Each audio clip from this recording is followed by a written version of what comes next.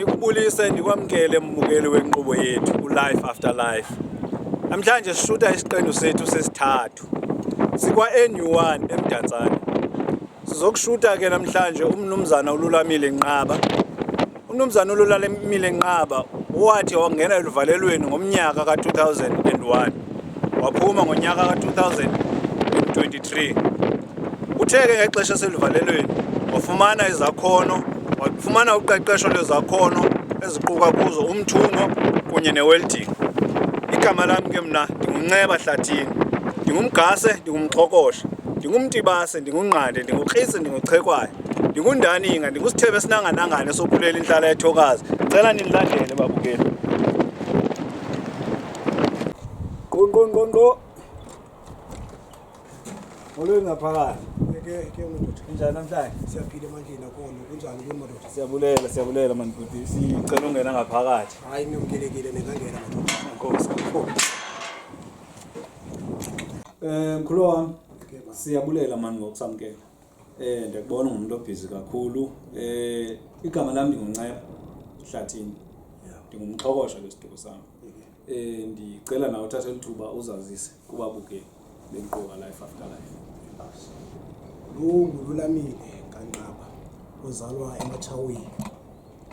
Uzalelwa apha eMdantsane.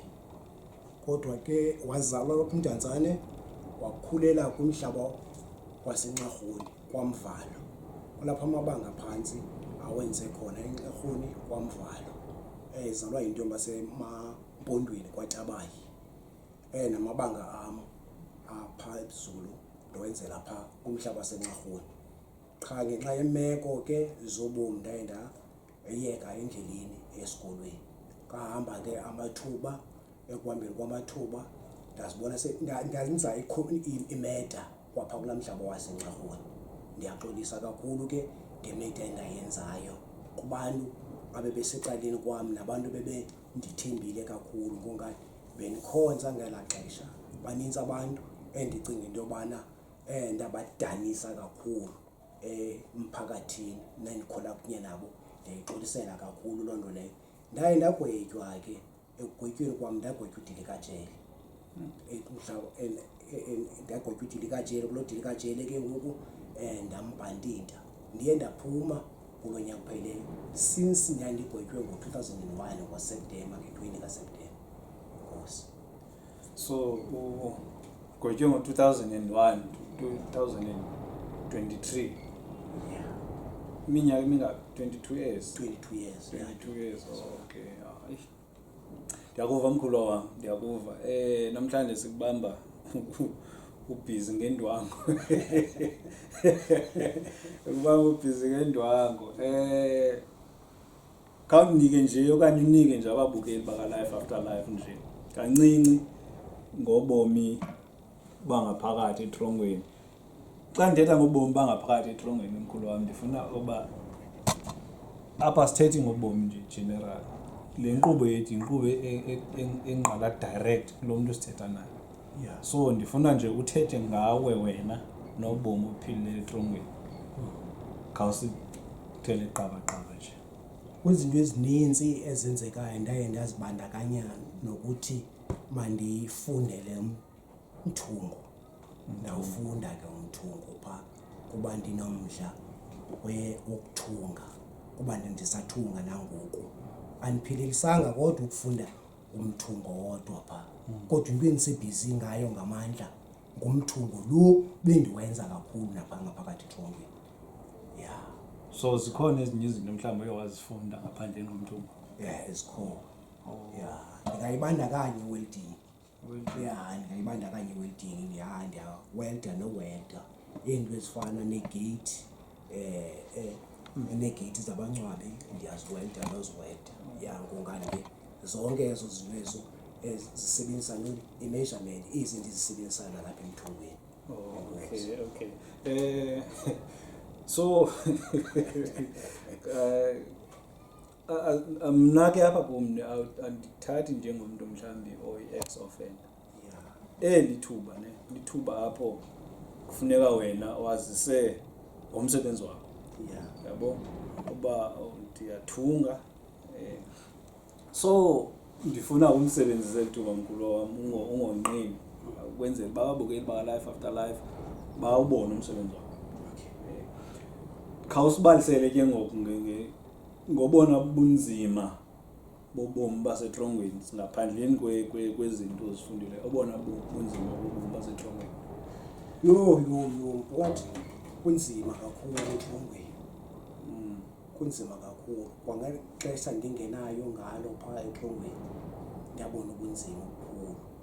Umzekelo ophilayo yonke into yaphaya iyafolela, yabo uthi xa uzawungena esiseleni funeka uba ufole ukhawuntwe, into leyo ungayiqhelanga eyokubalwa, yabo ulale kwiibhedi zentsimbi, obo bomi obo awubuqhelanga obo.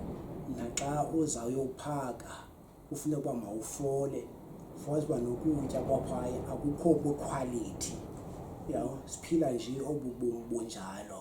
Ndizama ukuthi imeko yaphaya ibuhlungu, andibaweli ukuthi nomnye umntu aqhubeke ngendlela mna ndaqhubeka ngayo, andimnqweneleli tu.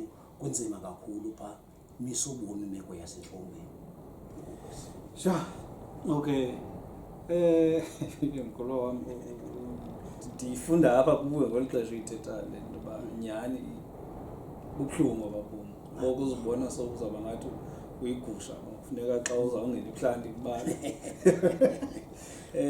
Kodwa ke isiXhosa ndiyasithanda ngoba sithi yonke into inexesha layo. Likhona ixesha apho izinto funeka zidlulile siphinde sibuye sijongane nobomi babonyani. Ndithanda into eyi-one into yoba kuyo yonke loo nto leyo ukhombise into yoba ungumntu onomdla woba ubomi bakho uzokwazi uphinde uphile ngendlela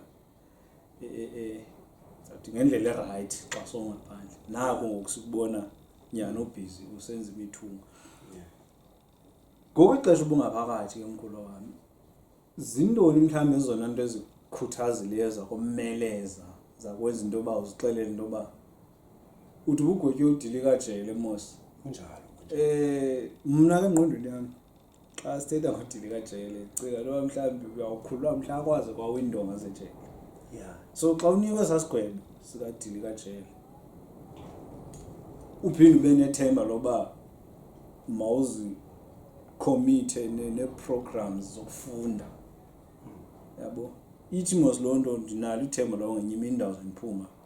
So ndirhalela nje ukuzinikeza laa nto ibigcina upositive intoba noba kuthiwa ndigotye udilika jele kodwa ngenye imini ndawuze ndiphuma apha ndihambe ndiyothunga okanye ndiyoveza esakhono sam somthuko. Khandiphe nje laa nto ibikwenza uba uhlala. Into endikhuthazileyo kakuhle kahle eyokuqala yifemeli yam, sisapoti ebendisifumana from kwifemeli yam, yabo. Khange ithi ngokuthiwa ndigwetywe udilika jele indinekele umva, ebendisapota kangangoko ndinako. Yandenza ukuthi mandihlale ndinethemba, and enye into ebendihlenisa ukuthi ndinethemba ndikwazi uqhubeka nezi zinto bendiyazi ukuthi lo dilika jele unexesha olibhanditayo lawo. Umzekelo kuthiwe ubhandita i-25 years, emveni ko-25 years ke ngoku ungaphuma uphinde uyoba phakathi kwefemeli yakho. Yinto ke ngoku leyo endenze ukuthi mandihlale ndinento endiyenzayo, mhla ndaze ndaphuma ndotsho efemelini yam ndibe nento nam endiyiphetheyo ngaphakathi esandleni. Okay, so xa udilika jele uhamba neminyaka. Uhamba neminyaka. Oh, okay, like yabona iyacaca lapha because kaloku xa uthetha ngodilika jele ngoku it's like kodwa hayi ke mhlawumbi ukuve xa kuthiwa kwasawulinda kubuye uyesu, yabo. So xa uthetha ngodilika jele ke ngoku iyacaca xa usithi ihamba neminyaka. Hayi, nesiqendu seminyaka uyibhandile phaa, emveni kokubonelelwe ke ngoku uphume ubheke ngaphandle, emveni xa ungumntu oziphethe kakuhle, nendlela nawe oziphethe ngayo. Ungathi ngoba uthiwe unikwe udilika jele uvele usikunikezele. Xa ngabe usenza izinto ezinhle, uhlele unelathemba lokuthi emveni kwale minyaka ithile ungaphuma ubheke ngaphandle, uyawuphuma ubheke ngaphandle. Okay, because ndiyatsho uba kwezinye imeko kukhona abantu ufumaniseke lo mntu kuthiwa wagwetywa ulife. Xa ubala ixesha mhlawumbi wagwetywa ngalo sekenanto engapha ko-50 years esetrongweni lo mntu lo. So ixhomekeka mhlawumbi endleleni uba ufike wangumntu oziphatha njani xa ubangaphakathi injalo yiyo ekuthethelele uba ithethelela kakhulu loo nto kudelikajele ithethelela kakhulu kubangela ukuthi ke ngoku bakuthe kwelaa xesha bona bebekubekele lona ukuthi bangakhupha ngalo ngaphakathi entlongweni. Okay, hayi ke ndiyabulela kakhulu umkhulu wam akengicacisile. Hayi ke enkosi kakhulu. Okay. Mkhulu wam ubuka wamention apha ekuqaleni impahla ozinxibileyo uba zezi mpahla ozithungayo. So kwezi mpahla ozinxibileyo zonke ngaba nguwe wonke lo uthunge okanye zezi mpahla zonke ozinxibileyo ozithungileyo? Kwangoku thetha ngale dangala ndiyinxibileyo mpakathi kwam. Idangala. Yeah. Okay. Ungakwazi ukuphakame nje ubonisa ababukeli benkqubo yethu ngale dangala uyinxibileyo uba iphuma apha kuwe ezandleni? Hayi, apha kum ezandleni manditsho umbonisa. Okay.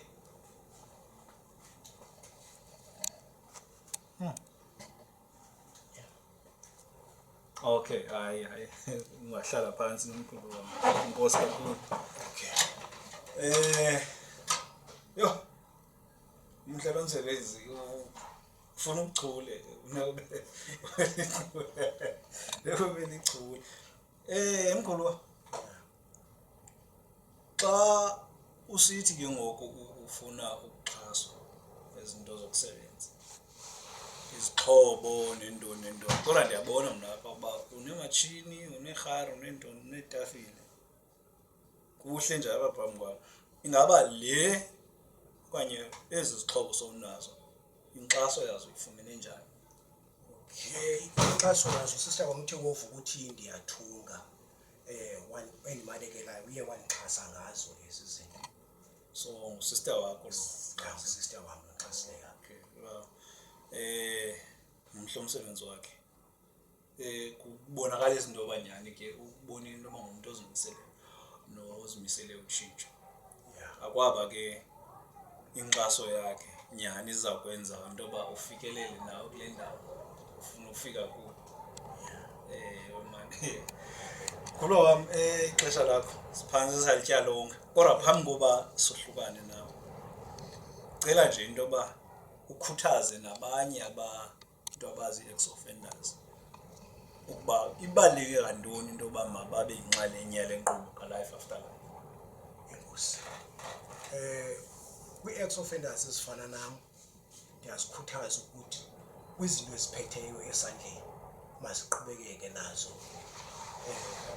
Siqhubekeke, into leyo iyawuzenza ukuthi isithathe ngomso sizibeke endaweni, sicime nesa stigma sokuya kwabo phaa, beqhubekeke besenza izinto ezintle, babuyise ixesha labo eli belihleliyo phaa ngaphakathi, besenza izinto ezintle ngaphakathi emphakathini. Babukeli baka-Life After Life, injongo yale nkqubo ayikokuphuhlisa nje izakhono okanye ukuzama ukuveza izakhono abathe bazifumana abantu ngexesha besendivalelweni. Ndenzela into yoba nomntu onesakhono anaso makaze naso ngaphambili. Siyakhuthaza kangangoko that sukuzoyikselela. Namhlanje siwubonile umsebenzi kaBhuti Dlamini, nazo ezinye izinto ozinxibile, utshilo into yoba bakhona abantu asebezithathile ezinye. Nawe yiza usikhombise into yoba unesiphi isakhono okanye sesiphi isakhono osifumene ngexesha useluvalelweni, so that uzokwazi ukuba khona kwinkqubo yethu ethi Life After Life. Bhuti wam, siyabulela mani, masingalityi lonke ixesha lakho. Yanga ke amanyange otshawe omdala bangayikhanyisa indlela yakho kusuke sonke esi stigma. Siyathemba futhi ke noxolo olucelileyo ebantwini owawuthe wabathathela ubomi bomntwana wabo, namhlanje baza kwamkela. Enkosi kakhulu mkhulu wam, masibulele. Siyabulele. Enkosi. Bukeli, emva kohambo ebesunalo nomnumzana uLulamile Nqaba, sifikelele esiphelweni ke. Kunintsi ke mna endikufundileyo nendinethemba nani nifunde lukhulu kudliwanondlebe ebesunalo kunye naye. Okokuqala, akho nto ibaluleke njengoxolo. Siyayazi ukuba wonke umntu unamaphutha, sonke sikhula sinempazamo, kukhona apho siye sigilane khona. Kodwa umntu xa esiza kuni okanye kuwe esithi uyaxolisa, khawuzinike ithuba nawe uke umfunde lo mntu into yoba olu xolo aza nalo ngaba lululo nyani na. Simbonile ke umsebenzi wakhe, usikhombisile umsebenzi awenzayo wezandla, uthethile nangomsebenzi we-welding. Ndiyathemba ke into yoba ezi zinto zintle nimbone ezinxibile nizawuyazi into yoba zingumsebenzi wezandla zakhe. Siyalibulela kakhulu isebe lakwa-Correctional Service ngokuba libe nazo ezi nkqubo libafundisa ngazo abantu abaseluvalelweni, ukuze bathi xa bebuya ngaphandle babe nayo into abaza kuyenza, abaza kuziphilisa ngayo. Sithi ke namhlanje siyayazi into yokuba umntu xa kuthiwa uvalelwe okanye ugwetywe udilikajele, indlela aziphethe ngayo yiyo ethi imnikeze amathuba oba makaphume azoba yinxalenye yasekuhlaleni. OkaMgase ke, uMxhokosha, uMtibasa, umtshana woGamede, umzukulwana woKrancolo noNtshali, isizukulwana soQadi noNgcitshane, isizukuzuku soGcina, oTyhopho, noKwintla, noGablikhulu. Siyayivalela, siyabulela.